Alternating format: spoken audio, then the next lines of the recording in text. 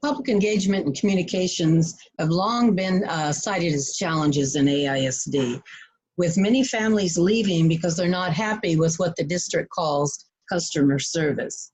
What specific strategies or even board policies would you support to help restore trust through communications and authentic community engagement with parents in the community?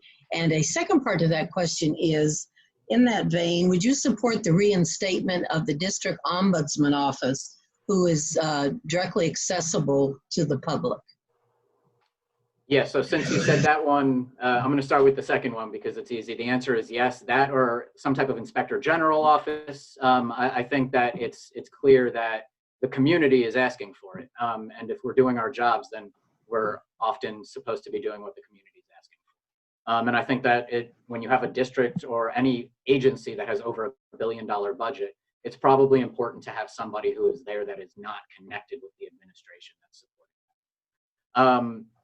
The first half of your question, I mean, sometimes I like to give administrators the benefit of the doubt in terms of communication, because it is literally the most difficult thing that any government agency does, and it never gets done well. And so we have to figure out ways that we can actually reach people in the community without them having to come to the district. And so, like I mentioned before, I'm a really big proponent of how can we, this is 2020, like we have technology, we have the ability to translate things in a half of a second.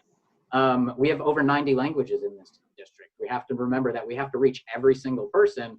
And I do believe that the district smartphone app is probably one of the most accessible ways to get real-time information to the community, but it can also go both ways. There's no reason that we can't get feedback on specific agenda items that are gonna come up. There's no reason that we can't get polling done on specific decisions the administration wants to make. I mean, it just takes the will. Thank you very much for that. And next we'll go to Nolita.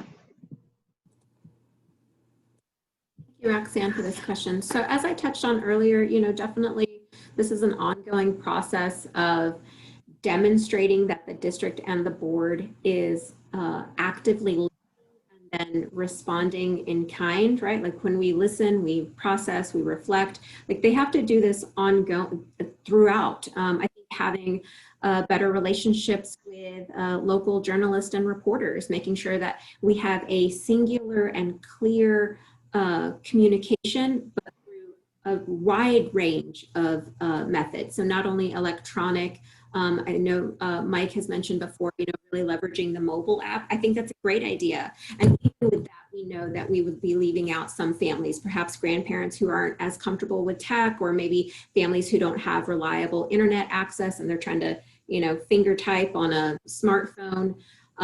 When was the last time that AISD surveyed parents to find out what's your preferred method of communication? And really looking at all the opportunities that our trustees and our admin have for reaching out to campuses, for reaching out to communities.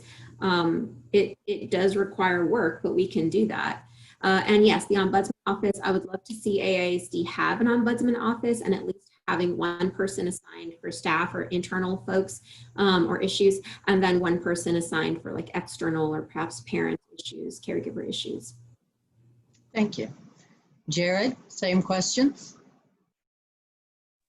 So as for me, actually, I'm gonna ask if you could repeat the question. That way I can make sure I fully understood it. Certainly. Public engagement and communications have long been major issues within AISD, with many families leaving for what the district says is poor communities or customer service. What specific strategies or board policies would you support to help restore trust through a communication and authentic engagement process with parents, students, and the community? And added to that, how do you feel about supporting the reinstatement of the Ombudsman office, an office that would be more accessible to the public? So as for me, I guess the first initial thing that comes to mind is, of course, when I go to the board meetings and I listen to the parents and the staff members and the students that are speaking, and they only have 1 minute, 60 seconds to speak to us about whatever issue is pressing their minds and their educational experience. 60 seconds. That is the first policy that I think needs to be addressed, because we obviously can't even acknowledge to hear their name along with their message in 60 seconds. It's just too quick. So that's one of the first policies that I think need to be changed. In addition to that, it's also, I guess, like the way that it's structured, if that makes sense. It needs a whole revamping, basically. And I know that the other colleagues that will be joining the board as well can see that, and we can collaboratively come up with something that's way better. But in addition to that, it's also like the application. Like I think that's amazing. I think that the website, the district website, needs to be easily accessible and friendly, so that everyone has access. I know a lot of times we hear these stories where people are having troubles just accessing the most basic information. So just making sure that we have other people from outside looking in at, because if we have fresh sets of eyes on things, you oftentimes get a better perspective. So maybe a web developer from not AISD looking in at it. But that's it, basically. Thank you, Jared. Leticia, your thoughts on community engagement improvements and the Ombudsman Office? I'll start with the Ombudsman Office because that is an easy one. It just cannot be only one person. We are a AISD of 80,000 students in 129 schools and a staff of thousands. And so the expectation that we're going to set up an office with a single employee, we need to put some resources and expectations about how that Ombudsman Office, we want it to look like and we want it to work. I think that can be very, very useful. Certainly that is definitely could be useful. On community engagement, the way the district does it now is terrible, quite honest. When we were working together on our two-year community engagement process during FabPack, we went out to all of these communities.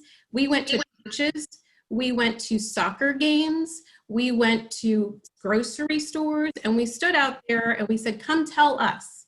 We went to where the people were. We didn't expect them to come to a certain set time or rigid place without, a kind of an unfamiliar area. We went to where they were and asked them questions about what they liked and what they didn't like and what could be improved.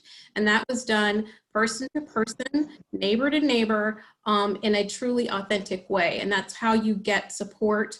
And that's how you find out what people are really thinking, not through surveys, not through emails. That's how I think the district can move and improve in their authentic community engagement process.